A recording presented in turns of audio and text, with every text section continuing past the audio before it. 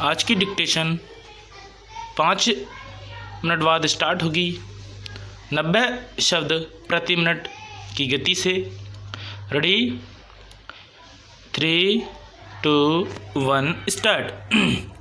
यह तथ्य चकित करने वाला है कि दवा बनाने वाली कंपनियों के लिए गुणवत्ता नियंत्रण का कोई नियम नहीं है और यह कंपनियां ही अपनी दवाओं की गुणवत्ता का सत्यापन करती हैं। यह ठीक नहीं और ऐसे समय तो बिल्कुल भी नहीं जब दवाओं की गुणवत्ता को लेकर दुनिया भर में जागरूकता बढ़ रही है।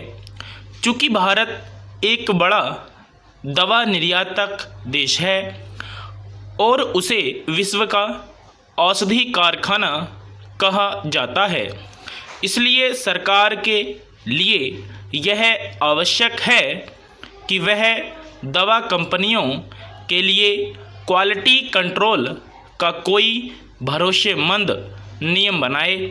इस नियम के दायरे में निर्यात होने वाली दवाएं भी आनी चाहिए और देश में बिकने वाली दवाएं भी, क्योंकि नकली और ख़राब गुणवत्ता वाली दवाएं बिकने की शिकायतें आती ही रहती हैं।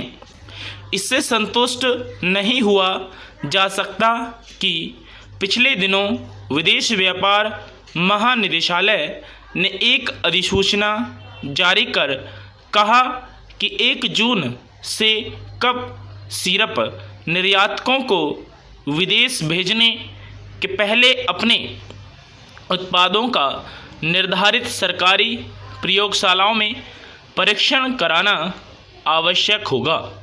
प्रश्न यह है कि क्या यह नया नियम केवल खांसी के सिरप पर ही क्यों लागू हो रहा है?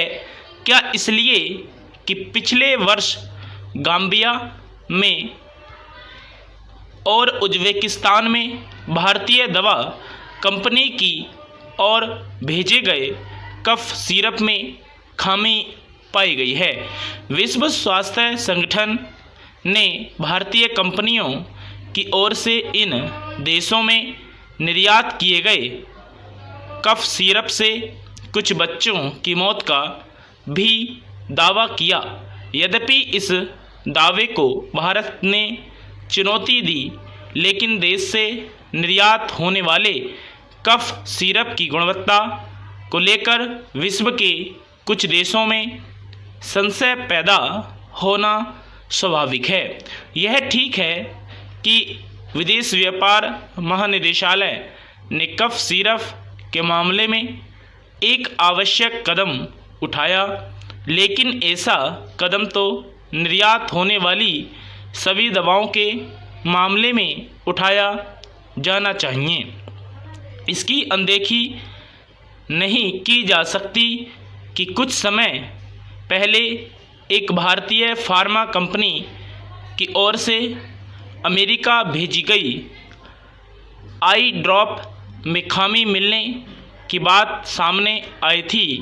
भारत जेनेरिक दवाओं का सबसे बड़ा आपूर्तिकर्ता है और दुनिया के कुल जेनेरिक उत्पादन का लगभग 20% आपूर्ति करता है।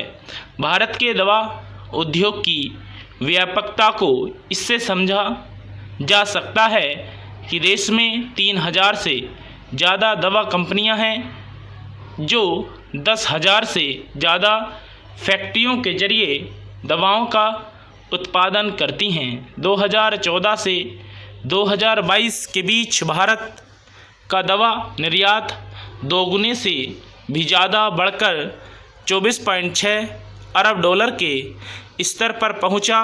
स्पष्ट है कि भारत को अपने दवा उद्योग की साख को बचाने के लिए हर जतन करने होंगे।